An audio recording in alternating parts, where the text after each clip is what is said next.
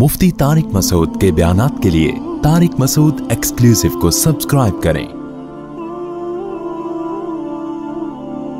Tariq Masood exclusive.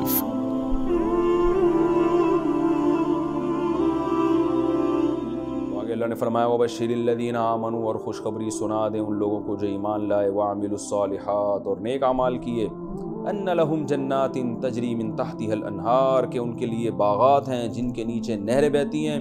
और जब भी उनको उन बागात में से कोई फल दिया जाएगा तो वो कहेंगे ये तो वही है जो हमें दुनिया में भी दिया गया था, रुज़िक़ना मिन क़ब्ल। और ये क्यों कहेंगे? व उतू बिही मुतशाबिहा, अल्लाह फरमाते हैं कि उनको उसी के मुशाबे फल दिया जाएगा। तो इससे पता चलता है कि हमें जो दुनिया में हमें नेमतें मिल रही हैं ना, जन्नत में होंगी यही, लेकिन उनका जायका में लज्जत बहुत ज़्यादा होगी। अब यही क्यों अल्लाह दे रहे हैं? बहुत सारी हिकमतें इसकी उलमा ने बयान की हैं। जो बड़ी हिकमत समझ में आती है कि इंसान जिस चीज़ से मानूस होता है ना, उससे देख के खुश होता है। देखो, मेरे अब भी बाहर मुल्कों में सफ़र होते हैं ना, बाज़ दफ़ा कोई ऐसा फल आ जाता है हमारे सामने, हमने कभी देखा भी नहीं होता। वो थाईलैंड में ना बड़े मुख्तलिफ़ किस्म के फल हैं और बड़े लजीज होते हैं। तो पहली दफ़ा खाते हुए आदमी क्या होता है? डर रहा होता है। आम की पेटी जैसे ही खुलती है एकदम लपकते हैं ना, क्योंकि ये वो खुशबू है जिससे हम क्या हैं? मानूस हैं। लेकिन नया फल आदमी खाते हुए क्या करता है? उसको वो पैदा नहीं होता, टेस्ट गेन करना पड़ता है। तभी कंपनियां क्या करती हैं कि आपको कोई नई प्रोडक्ट जब आती है ना तो फ्री में बांटती हैं कि कुछ दिन इसको आदी बनाओ। जन्नत तो मज़े की चीज़ है ना, अल्लाह ने ये नहीं रखा कि पहले 6 महीने इसको इस फल का आदी बनाओ, भाई खाओ, ठीक है ना, अभी से खाना शुरू कर दो लज्जत। तो इसलिए अल्लाह ने वो फल रखे जो पहले से दुनिया में जिनका जायका ये चख चुका है। हाँ, उसके जायके में लज्जत कई गुना बढ़ा दी जाएगी, उसमें लज्जत कई गुना बढ़ा दी जाएगी। तो इसलिए अल्लाह ताला ने, ताकि लोग उन चीज़ों से पहले से क्या हों? मानूस हों। वलहुम फ़ीहा अज़वाजुम मुतहहरतुन, और है उस जन्नत में उनके लिए पाकीज़ा बीवियाँ, और वो हमेशा हमेशा उसमें रहेंगे। पाकीज़ा मुतहहरतुन का मतलब ज़ाहिरी नजासत से भी पाक और बातनी गंदगियों से भी पाक। मुतहहरतुन मिनद दनस, मैल कुचैल से पाक बीवियाँ, हैज़ व निफास से पाक औरतें। और ये तो ज़ाहिरी गंदगी है। और बातनी गंदगी क्या है? हसद, बुग़्ज़, चालाकियाँ। जैसे आज बाज़ ख़वातीन जो तफसीर का लेक्चर नहीं सुनती, उनमें बाज़ ख़वातीन में होती हैं, होता है ना, लालच है, जिसकी वजह से मियाँ को उनसे क्या होने लगती है? नफ़रत। जब भी पैंट उठा के रखी उससे बटवा गायब। कभी भी जब भी बटवा चेक किया तो कुछ पैसे क्या हैं? गायब हैं। तो आदमी के दिल में ख्यालात आने लग शुरू हो जाते हैं उल्टे उल्टे। तो मुताहरतुन, वो पाकीज़ा होंगी बातनी उयूब से भी, यानी दिल की बीमारियों से भी, और ज़ाहिरी बीमारी, ज़ाहिरी ऐब से भी। ज़ाहिरी ऐब का मतलब जो ज़ाहिरी गंदगी है, जो हैज़ व निफास है, उससे भी पाक होंगी। और वो हमेशा उसमें रहेंगे। इन्नल्लाह ला, आज जितने लिबरल लोग हूरों का मजाक उड़ाते हैं ना, इतना किसी और चीज़ का नहीं उड़ाते। हालांकि ये खुद जितने ठरकी होते हैं, नाइट क्लबों के और शराबों के आदी होते हैं, तो ये तो दुनिया में हवस के मरीज़ हैं कि आखिरत की जो जन्नत है उस नेमत को ये इस दुनिया की खातिर छोड़ देते हैं हवस की वजह से। तो खुद हवस के मरीज़ होते हैं, तो मजाक इनको अपना उड़ाना चाहिए। तो अल्लाह ने फरमाया उसमें नेक बीवियाँ होंगी जिसमें ये हमेशा रहेंगे। इन्नल्लाह ला यस्तहयी अन यज़रिबा मसलन मा बऊज़तन फमा फ़ौक़हा, अल्लाह हया नहीं करता इस बात से कि वो मच्छर की मिसाल बयान करे, फमा फ़ौक़हा, या इससे भी ऊपर की चीज़। क्या मतलब? जो घटिया होने में इससे भी ऊपर हो, यानी मच्छर से भी कमतर चीज़ की मिसाल अल्लाह बयान कर सकता है। असल में कुरान में ये मिसालें हैं ना कि ज़ुरिबा मसलुन फ़स्तमिउ लहू, कि एक मिसाल बयान की जाती है, उसे गौर से सुनो। तुम जिन माबूदों की इबादत करते हो ना, अगर मक्खी इनसे कोई चीज़ लेके उड़ जाए तो क्या है? ज़ुरिबा मसलुन फ़स्तमिउ इन्नल्लज़ीना तदऊन मिन दूनिल्लाहि लन यख़्लुक़ू ज़ुबाबा, एक मक्खी भी नहीं पैदा कर सकते ये। वइन यस्लुबहुमुज़्ज़ुबाबु शय्अन ला यस्तनक़िज़ूहु मिन्हु, और मक्खी इनसे कोई चीज़ लेके भाग जाए तो उसे छुड़ा नहीं सकते। वो जो बुत है ना, तो मक्खी भी पैदा नहीं कर सकते। तो इस पे मुशरिकीन कहने लगे ये अगर अल्लाह का कलाम है, एक तरफ तो आप कहते हैं बलीग और फसीह और बादशाह का कलाम, तो बादशाह मक्खी मच्छर की मिसाल है, मक्खी की मिसालें क्यों दे रहा है? ये भी आज भी लोगों को ना इस तरह की चीज़ें होती हैं, एतराज़ात نکالتے ہیں، کچھ علماء کے کلام میں نکالتے ہیں، کچھ قرآن میں، کہ اللہ ہے اور مثال کس چیز کی دے رہا ہے؟ مکھی کی، کہ مکھی نہیں پیدا کر سکتے. تو قرآن نے اس کا جواب دیا کہ مکھی تو دور کی بات، اللہ مچھر کی مثال بیان کرنے سے بھی حیا نہیں کرتا. یہ حیا نہ کرنا ہمارے زبان میں اللہ نے بات کی ہے نا، ہم سے ہمیں شرم آتی ہے نا چھوٹی چھوٹی مثالیں دیتے ہوئے.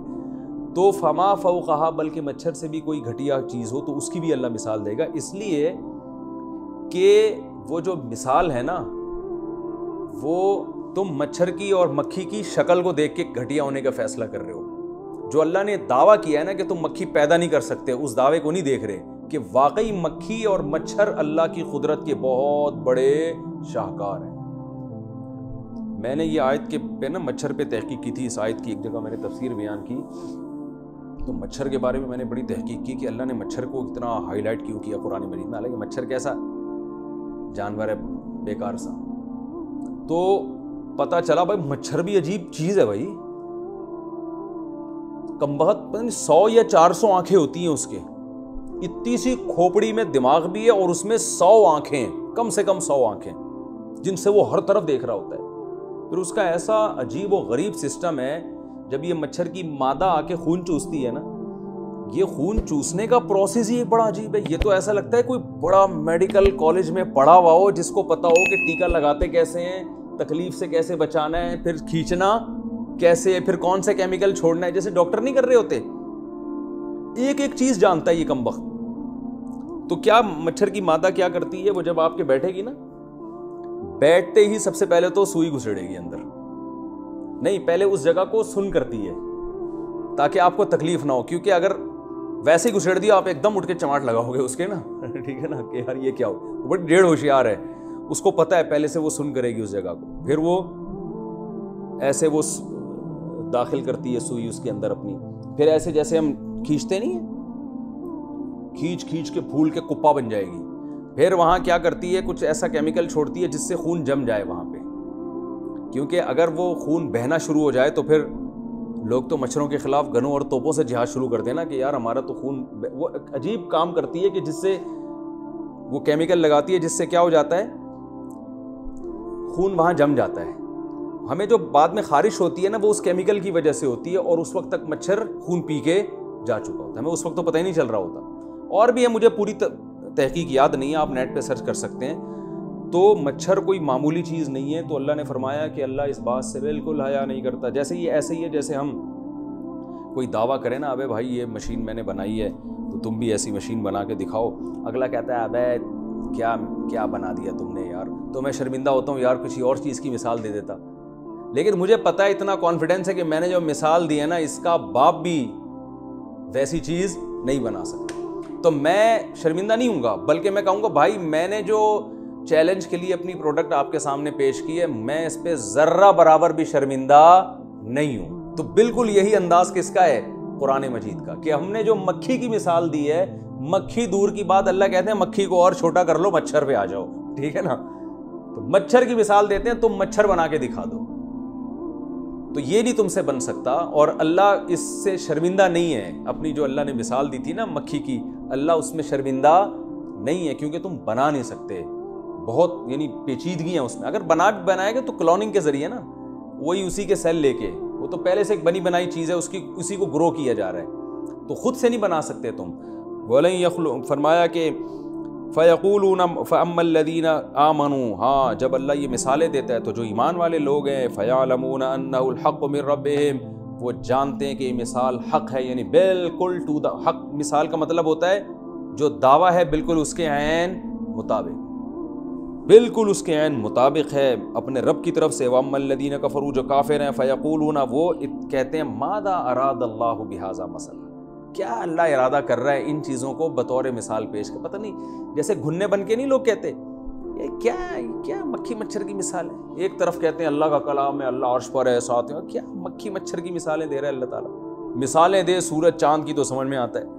تو اللہ فرماتے ہیں کافر ایسے توہین کرتے ہیں. فرمایا یضل بہ کثیرا، اللہ ان مثالوں کے ذریعے بہت سو کو مزید گمراہ کر دیتا ہے. یعنی وہ اور دین سے دور ہو گئے نا کافر، یہ مثالیں سن کے بجائے قریب آنے کے کیا ہو گئے، دور ہو گئے. تو اللہ نے ان کو گمراہ کر دیا. تو اللہ گمراہ زبردستی نہیں کرتا, کسی کی اپنی حرکتوں کی وجہ سے کرتا ہے, کیونکہ وہ اس پر صحیح طرح سے سوچنے کے لیے تیار, پازیٹیو وے میں سوچنے کے لیے تیار ہی نہیں ہے, اس لیے اللہ ان کو گمراہ کر دیتا ہے.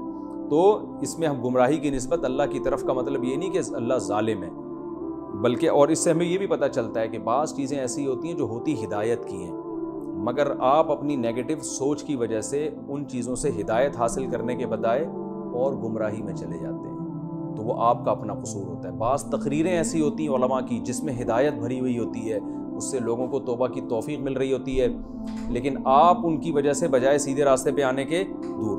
ابھی مولانا طارق مل صاحب کا بیان نہیں ہوتا جس میں رو رو کے دعائیں مانگی تھی انہوں نے, وبا کے ختم, کتنے لوگوں کے دل پگھل گئے اس سے, اللہ کا خوف.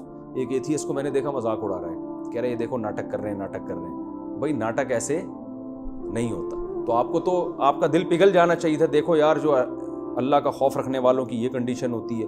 تو ہر ہدایت کی چیز بعض دفعہ وہ ہدایت کے بجائے بعض لوگوں کے حق میں اور زیادہ گمراہی کا سبب بن جاتی ہے. تو اللہ فرماتے ہیں اللہ بھی اس قرآن کے ذریعے بعض لوگوں کو گمراہ کر دیتا ہے.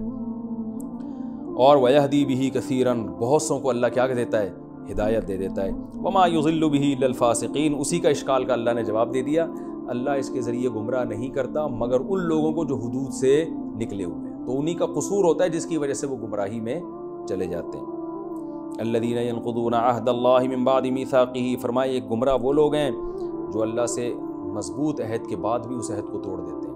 اللہ سے انہوں نے عالم ارواح میں بھی عہد کیا تھا, اس کو بھی, اور ویسے بھی نارمل زندگی میں یہ اللہ سے کیے ہوئے معاہدوں کو توڑتے ہیں. وَيَقْطَعُونَ مَا أَمَرَ اللَّهُ بِهِ يُوصَلْ, اور ان کی دوسری خصلت یہ ہے کہ جس چیز کے اللہ نے جوڑنے کا حکم دیا یہ اس کو توڑتے ہیں. رشتہ داری, تبھی آپ دیکھ لیں غیر مسلموں میں آپ کو رشتہ داری کا وہ تصور نظر نہیں آئے گا, تو یہ بھی آپ دیکھ لیں رشتہ داری کو توڑتے ہیں.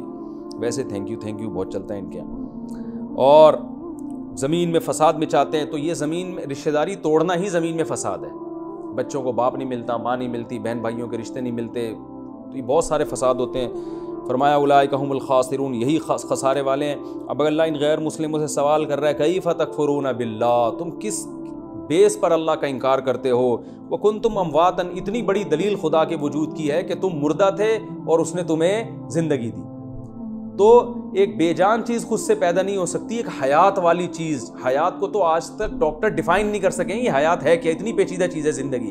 تو زندہ چیز کیسے پیدا ہو گئی خود بخود, تم تو مردہ تھے اس نے تمہیں زندگی دی, پھر اتنا کنٹرول ہے تمہارے اوپر, جب چاہتا ہے تمہیں موت دے دیتا ہے, تو آزاد نہیں ہو. ثم یمیتکم, پھر موت دے گا, پھر تمہیں زندہ کرے گا, پھر اسی کی طرف تم لوٹ کر جاؤ گے.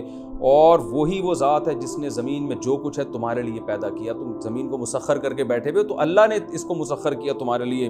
پھر وہ آسمان کی طرف متوجہ ہوا, اس نے 7 آسمان بنا دی, اور ہر چیز پر علم رکھنے والا ہے, ہر چیز کا علم ہے اس کو. تو تم اس ذات کا انکار کیسے کرتے ہو. اللہ تعالیٰ سمجھنے کی, عمل کی توفیق عطا فرمائے.